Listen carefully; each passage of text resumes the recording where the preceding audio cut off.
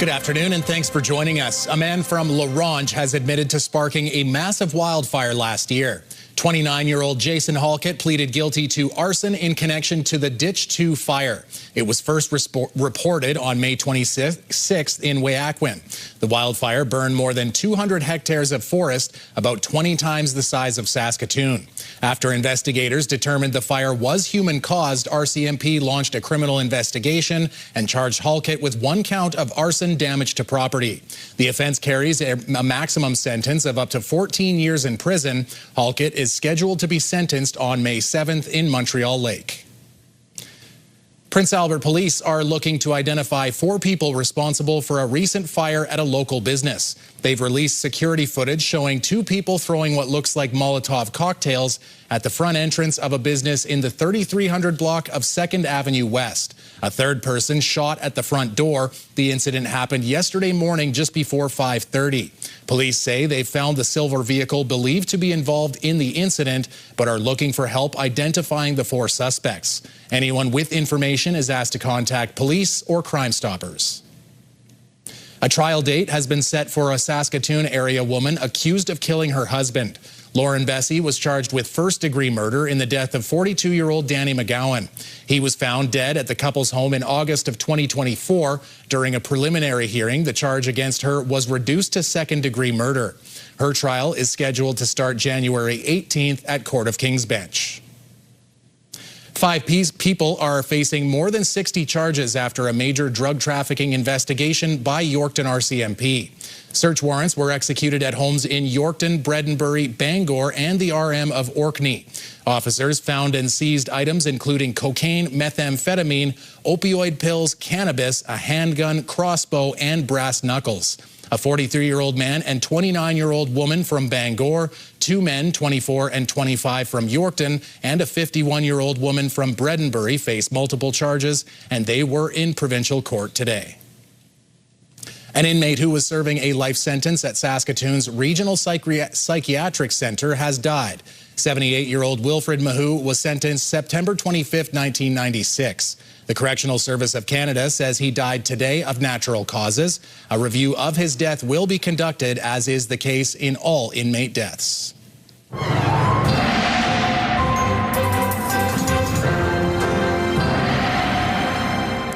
Boy, what a difference that sun made today, eh, Jeff? If you were in the sun, you felt it, and if not, it still kind of felt cold. Still a bit on the cool side, and these temperatures are well below seasonal still, John, as we make our way into Wednesday and Thursday and Friday. Of course, we've been talking about this increase in temperatures, and that's still in play. We are going to be seeing some places in Saskatchewan certainly into the 20s, maybe not Prince Albert, but darn close to it, though. We'll talk about that later on. But yeah, fairly quiet conditions across the Prairie provinces, and as I said earlier on, and certainly yesterday, there is a migration of warm air coming our way, and we'll talk about the numbers a little later on.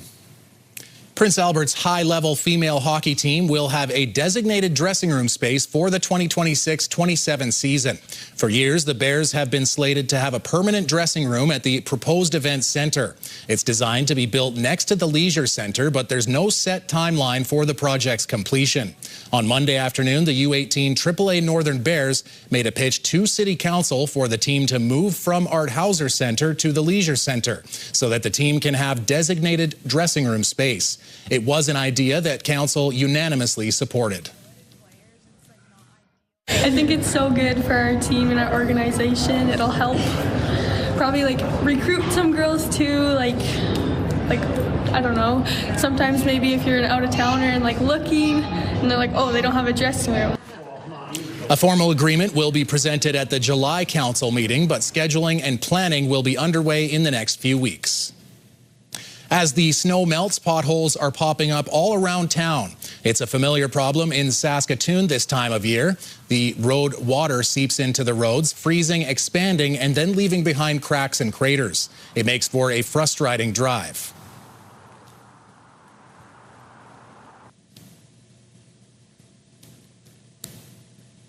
Pretty frustrating. Yeah, I always wince a little bit and hope my tire didn't completely crumble. Very frustrating. I almost thought I popped my tire, but I didn't.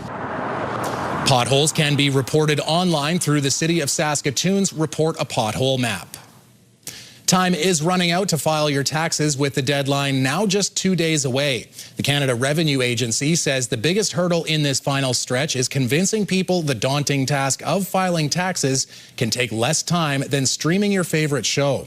Sababa Hossein with the CRA says $56 billion in benefit payments were distributed last year, and you won't know what you're eligible for if you don't try and file. She says not to forget to claim work, moving, or medical expenses, and to use free software tools available on the CRA website. And if you're expecting to owe money this year, she says the CRA can work with any number of repayment options. Facing those penalties can be easily avoided just by filing on time, and there's still plenty of time, even if you feel like there isn't. Just even with a couple days left, you just need to set aside about 30 minutes to an hour of your day, and you can still get things in. So just make sure you're doing that on time, and then the rest we can work with you. The deadline to file personal income tax is Thursday. Flags are at half-mast across Saskatoon today as the city marks the National Day of Mourning, honoring workers who have been killed, injured on the job. The National Day of Mourning is observed every year on April 28th and was officially recognized by the federal government in 1991. CUPE has also declared 2026 its year of health and safety, focusing on stronger workplace committees and injury prevention. In Saskatoon, flags at all city facilities are lowered for the day. The observance is a time to remember those affected by workplace incidents and to renew a commitment to safety. Mental health has also become more of a focus over the last few years. Labor groups across Saskatchewan are also hosting vigils and ceremonies to bring communities together in remembrance. You hear of these stories of people who fall, get hurt, get asbestos in their lungs, they have years and years of suffering, never get to enjoy their retirement because they end up dying from that exposure. Communities are invited to take part in local vigils, including in Saskatoon at Civic Square tonight, Regina City Hall at 5:30, Moose Jaw at the Union Centre at 5:30, and in Prince Albert at the Memorial Square at 5. Saskatoon businesses are eagerly preparing for the uptick in business that comes along with the snow melting. The Saskatoon Downtown Business Improvement District recently announced the launch of a Visa gift card, which are exclusive to the city's downtown businesses. The gift cards are part of an organization's Shop Local initiative, which have just been rolled out in time for the warmer months, which typically see more spending throughout the community. So this is a way for you to support downtown, our local restaurants, retailers, salons, hotels, and really just, inject, confidence in our downtown, supporting local. Gift cards are available on the Downtown YXE website. People working in wildlife rescue say they're receiving more reports of birds showing signs of avian flu. Some wildlife rescue organizations around the province have said that at least half of their calls have been related to the virus.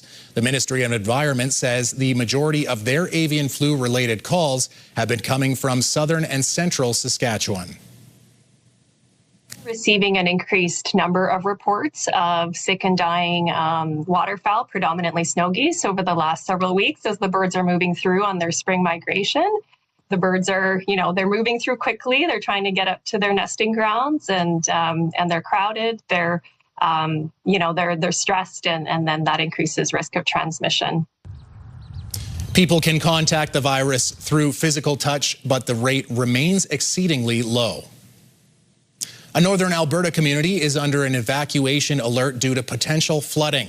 Roughly 140 residents of the community of Draper near Fort McMurray have been told to be ready to leave on short notice. A 20-kilometer-long ice jam on the Athabasca River has caused levels on it and the Clearwater River to rise by several meters. Saskatchewan's premier says while he supports Manitoba's plans to restrict social media and AI access for kids and younger teenagers, he's not sure about a single province approach. Manitoba Premier Wab Kinew announced the proposed ban this week for anyone under 16 years of age. Scott Moe told reporters while Saskatchewan did explore the possibility of a ban at the provincial level, the province went in a different direction. Moe says he prefers a Canada-wide approach at the federal level. We see an openness with the Prime Minister and the federal government to have that discussion. And so what we have thought would be an effective way for Saskatchewan to approach that discussion is to ask parents and families what your views are on social media limitations for children, at what age that should happen. You know, there's some nuances to the question. And then we provide that. Mo says the government plans to provide information both to the public and federal government to help in any consideration of a national ban. The province hopes to have its survey out within the next few weeks. When we come back, another edition of Indigenous Circle. Mick Fable previews a story about language.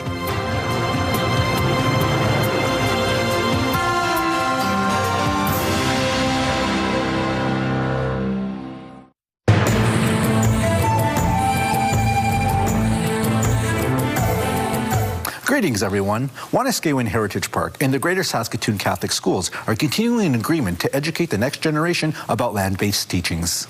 The two organizations met on Earth Day, a global event dedicated to environmental protection. CTV's Hallie Mandrick has the story.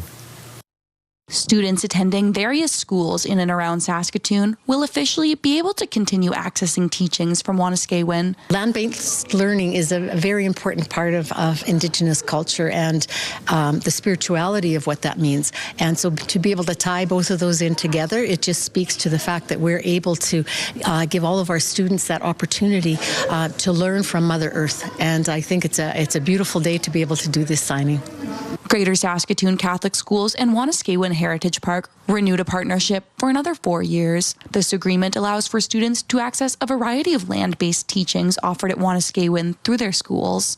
Where they can come out to the park, they can participate in programming, guided walks, might be art programs, it might be opportunities to learn from storytellers or knowledge keepers, elders, and all that can happen here at Wayakwin. A memorandum of understanding extended the partnership, which first began in 2021. The signing also coincided with Earth Day, which provided an opportunity for some teachings about the importance of the date. You have to save Mother Earth because you need to keep her healthy.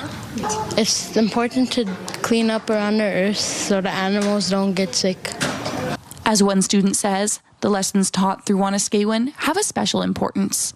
It's a good thing so they can learn about our culture and to take it in their brain so they can pass it on to other generations. For Indigenous Circle, I'm Hallie Mandrick. If you have a story you would like to see in this segment, here's how to reach us. You can contact me by email, and you can also watch past episodes and segments of Indigenous Circle on our CTV Regina and CTV Saskatoon websites. Indigenous Circle, brought to you in part by Saskatchewan Indigenous Enterprise Foundation, growing the First Nation entrepreneurial spirit. Jeff's weather forecast is coming up right after this, and later, more fallout from the war in Iran as PPE shortages are reported.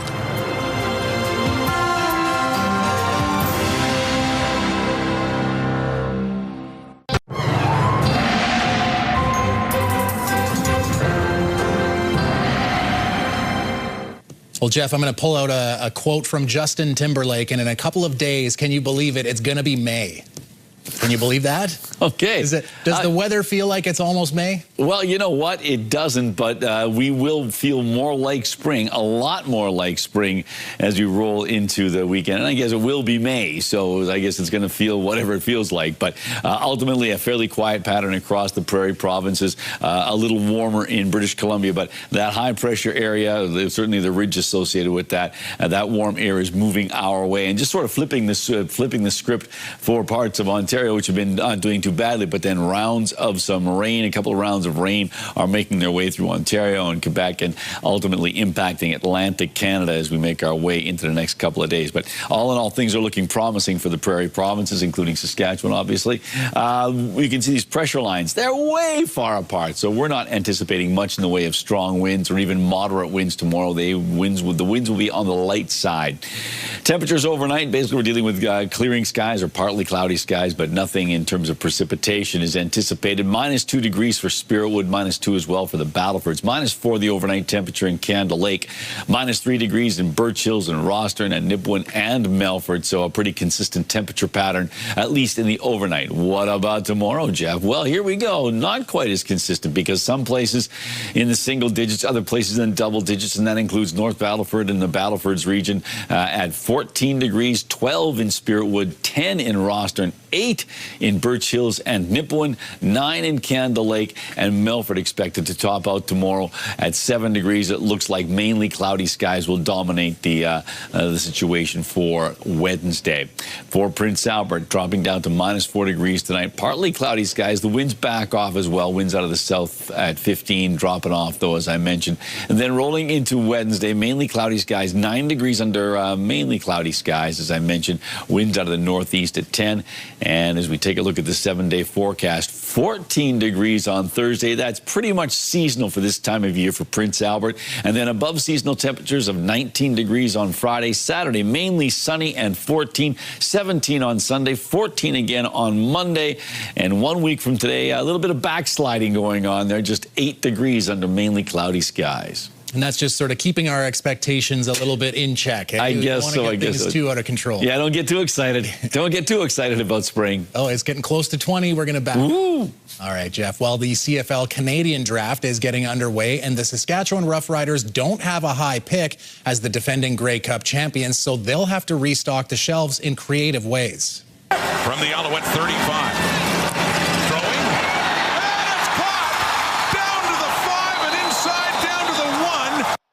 Five Canadians who played in the Grey Cup for Saskatchewan are no longer on the team, including receiver Tommy Neild, receiver Ajo, and linebacker A.J. Allen. The Riders' first selection will be at position number 9 and will have 1 pick in all 8 rounds. Last year, 4 of the team's 7 picks played for them, while another 2 went back to school.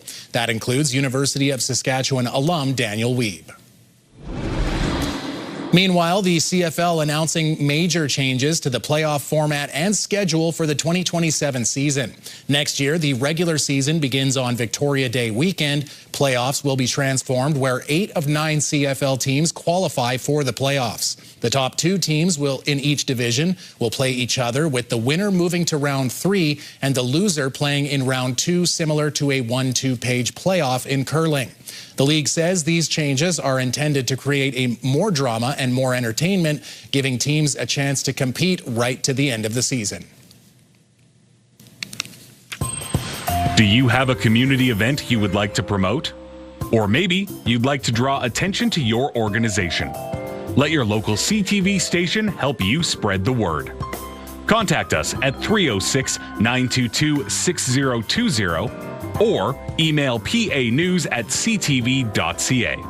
You can appear on CTV Prince Albert's News at 5 and get your message to our viewers.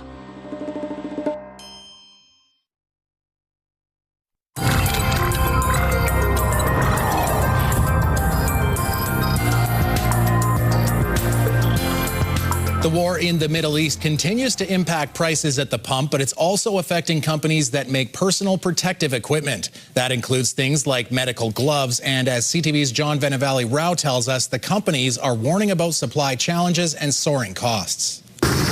In a warehouse in Vaughan, Ontario, all these have been really affected from the raw material shortage. Daniel Pecchioli showed us the many boxes of disposable gloves his company gets manufactured in places like China. Ronco, hand, head, and body protection solutions. A family-run business, Ronco makes all sorts of personal protective gear, from lab coats and hair coverings to eyewear. And they're feeling the pinch from the conflict in Iran and global energy shock, because a lot of the raw materials that go into their items are a byproduct of oil and natural gas, which are in short supply in Asia. It's impacting the cost of manufacture because the products that we use, which is a byproduct of oil, that cost has risen. In particular, he says the cost to make disposable nitrile gloves used in hospitals for food prep or handling chemicals has gone up dramatically. These type of gloves, they're going to be at an 80% increased price for the retail market in the next 2-3 months. He says for some items, manufacturing costs are up 20 to 80% or more. Latest I heard is some people have said up to 100%. While Ronge has had to raise some prices, they say they haven't yet passed on the full cost to their customers. In Asia, which accounts for more than half of the world's manufacturing, the shortage in petrochemicals has made it harder to make plastics and synthetic materials like polyester, which go into thousands of consumer products. Well, the longer the conflict continues, the greater chance that we're going to start to see shortages and or inflation on some of these items. Pecchioli expects these disposable gloves will soon be in short supply for retail. It's going to happen May, June, and that's when there's going to be a shortage in the Canadian market for these. Meanwhile, experts say even after the Strait of Hormuz reopens, it'll take months for the cost of some manufactured goods to stop their upward climb. John Benavalli-Rao, CTV News, Vaughan, Ontario. Brought to you by Saskatchewan Union of Nurses. Thank you to Saskatchewan's 11,000 registered nurses. All right, Jeff, we're going to kind of do like a halfway through the year, end of the year, top baby names from 2025 list from the province. So let's take a look at the most popular names for girls. Of course, Olivia taking the #1 spot with 43 babies being given that name last year. Then there's Lainey, Nora, Amelia, and Evelyn that round out the top 5. For boys, Noah was the most common name, followed by Jack, Muhammad, Oliver, and William. This is the first time Muhammad has made the list, and you can see the full list of the top 20 baby names for 2025 in Saskatchewan on our website. Any of those jump out at you, Jeff? Well, I'm actually surprised to see that Jack as a standalone name is there, because it's not just a different version of John, because that's what it is. But it's like, yeah, no, we're just calling the kid Jack. So okay, fair enough then. So and the fact that Olivia and Oliver and Olive are both on the list. Yep. I think they missed the boat, because there should be the number or the name 7 if you've ever watched Seinfeld. George Costanza's his favorite name, or his best idea for a name. It had cachet, baby. Cachet. That's what I remember best. So maybe next year. Maybe next year, yeah.